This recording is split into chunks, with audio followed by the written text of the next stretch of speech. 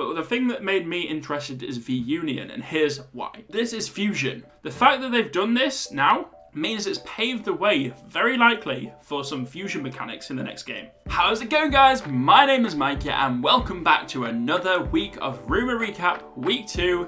Lots has been happening in the news, so let's just get straight into this. So there's lots to crack into this week, so first things first, we have a tweet from Melkor, and this is talking about a Twitter user who posted on Reddit, actually, about the idea that there's going to be a Nintendo Switch Pro coming soon.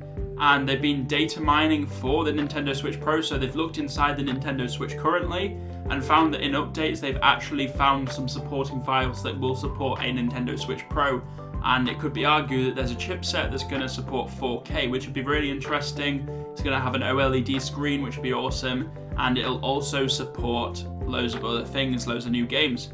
So that's exciting to look forward to. That's just one little thing I wanted to talk about, not entirely Pokemon related, but it's related to us anyway. Next thing on the Reddit PokeLeaks, if you haven't followed this subreddit, by the way, go and check it out, r/PokeLeaks. Very important information, very sort of interesting. Things that we sort of cover on the channel are all on here, so just have a look. It's a few people just speculating stuff, but sometimes a few people drop a few bombshells, and this is one of them. Now, it's obviously speculation, not entirely true, so just take it with a pinch of salt. So it says here, we'll be back in Sinnoh soon. So just a tip before reading, don't believe everything you read on the internet, just some of it. New Diamond and Pearl games are on the way, but they are not remakes, they're instead sequels, following on from the events in Platinum. They have been designed as the ultimate Pokemon game to celebrate Pokemon's 25th anniversary, designed with content to challenge both beginners and veterans with many features as possible planned to return. The main story will revolve around Team Galactic, led by Sharon, attempting to find a way to access this distortion world to find Cyrus, because if you remember, Cyrus got stuck in the distortion world. That would be interesting. It'd be kind of a nice little sequel. It'd be kind of like a nice follow-on.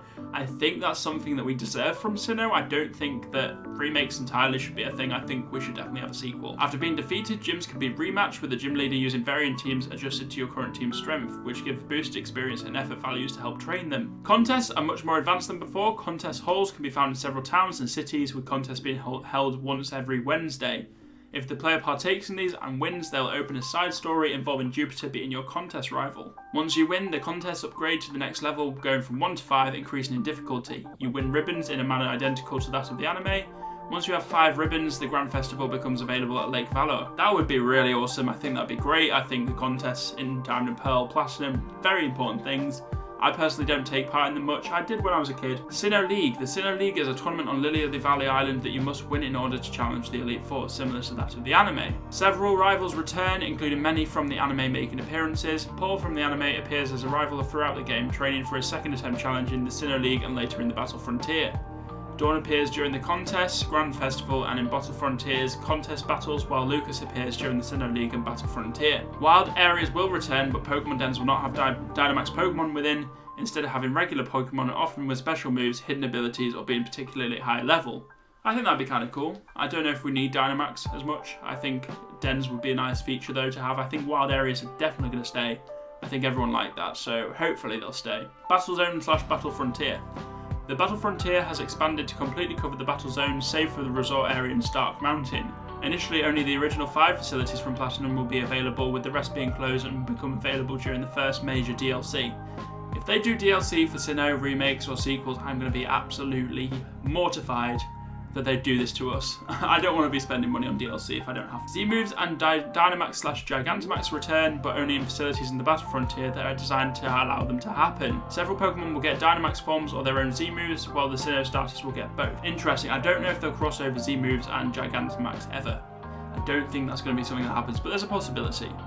The thing is with Game Freak I find weird is that they've made all these different mechanics, but they never actually put them together. Like, it's very rare that you actually find people Mega Evolving and also then Dynamaxing in the same battle. Do you know what I mean? Like, it doesn't happen. HMs will not return and instead be replaced by a different system. HM moves are replaced by techniques, which different Pokemon have depending on their species. For example, Torterra is able to break rocks and push boulders aside. Infinite could do the same and also climb rocky walls.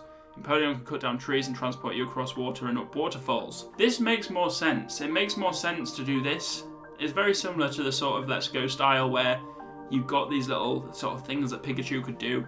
So if you could do that, it'd be really awesome. I think it'd be cool. So you'd have like a Pokemon in your team, like let's say Rapidash, might be able to scale rocky walls, because obviously if you don't have like a Infinite, then you might be able to use Rapidash or something similar, you know what I mean? Like, or if you haven't got an Empoleon, you might be able to use something else, like a Scizor, to cut down trees, you know? Like, it'd be kind of cool to have that sort of...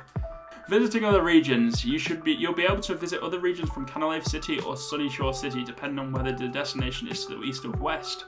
You'll only be able to visit small parts of them, such as Sutopolis City in Hoenn, Geosenge Town in Kalos, and Oblivia from Pokemon Ranger Guardian Science. That'd be really cool. Mega Evolution will return, but will only be available in post-game, where you can buy the Mega Stones either at the Battle Frontier or in Kalos. Several Pokemon will get new Mega Evolutions, including fully evolved Sinnoh starters, and some of the gym leaders and Elite Four's aces. There are 3 major DLCs planned that will be released during mid-2022 to 2023. The first of which will focus on the Battle Frontier expansion, the second focusing on the Sinnoh Ruins and Arceus, while the third DLC contains is a mystery. I think that's a possibility. I don't want it to be a DLC based, but I think there might be a possibility due to the success of Sword and Shield. But then they were making these games before Sword and Shield, so it'd be a risk to make a remake or a sequel and also make DLC for it as well. It's a risk to take. So moving on to the next part of this week, the Nintendo Direct Archive website has been updated. So obviously each year we get a new Direct, and sometimes more than one Direct. Last year I think it was the one that announced the DLCs, and every year before the Direct is released and announced, they tend to put the old one into Archive because they need the Direct website clear. So as coding, they can't just flip one onto the Archive and then immediately put the next one on. What they have to do is they have to clear the web page, so they can develop the next web page with a new Direct on it and then publish that when it comes time to making it published. So here we've got the Pokemon Direct from last year. It's now on this archive page, which is full of Nintendo Direct archives. But yeah, so it's got the most recent Direct.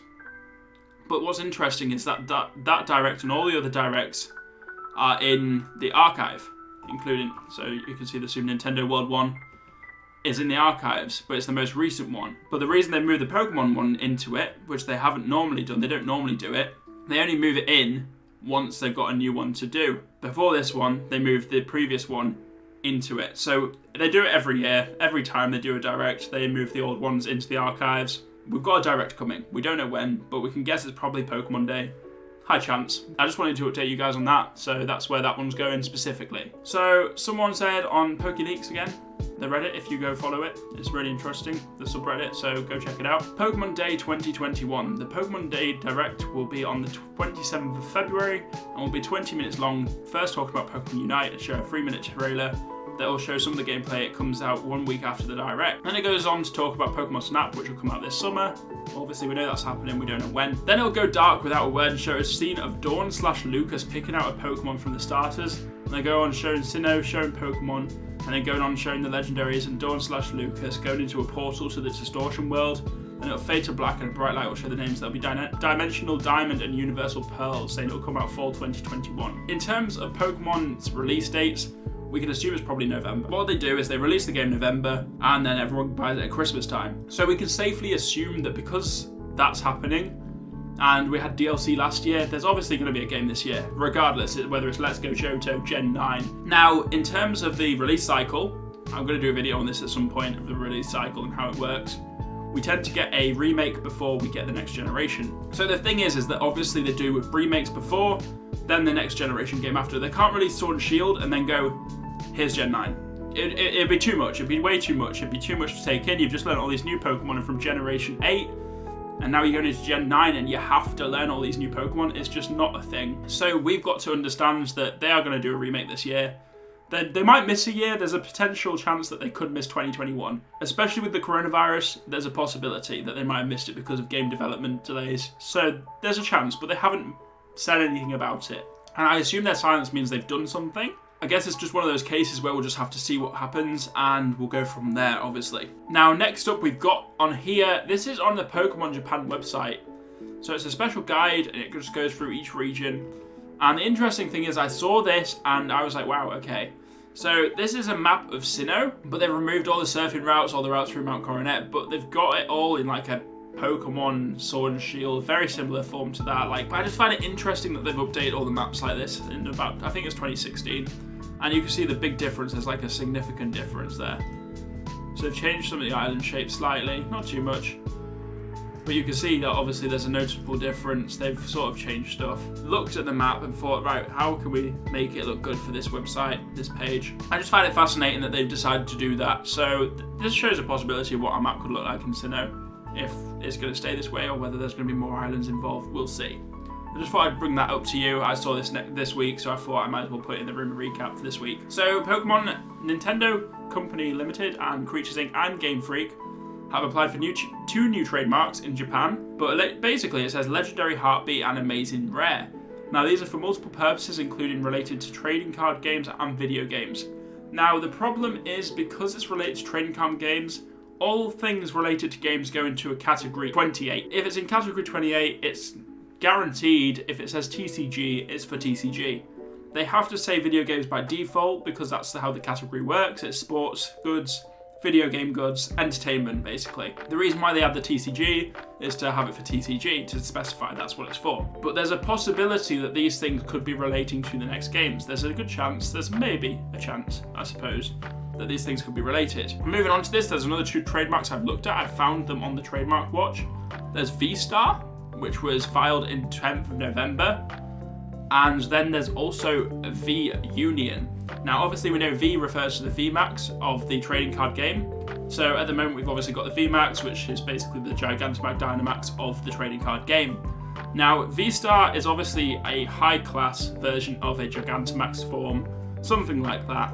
But the thing that made me interested is V-Union, and here's why. So if we look over here at Calyrex, this is a Pokemon obviously introduced in Generation 8 in the Crown Tundra DLC. You can see obviously there's Glastrier and Spectrier, and you can use the Rains of Unity to take your Glastrier or Spectrier out of your party and combine it with Calyrex to create these Ice Rider and Shadow Riders. This is Fusion. We had Fusion with Kyurem and Reshiram and Zekrom in Gen 5, but what makes it interesting is V-Union. V-Union, Union is obviously the fusion of things, it's the joining together of stuff.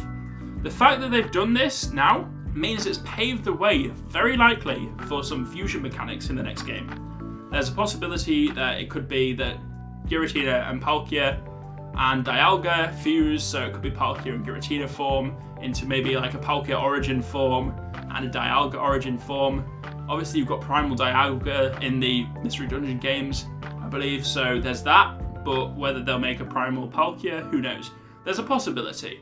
All I'm going to say is that fusion seems like a possibility. It seems like something that they might consider, so that's something to watch out for.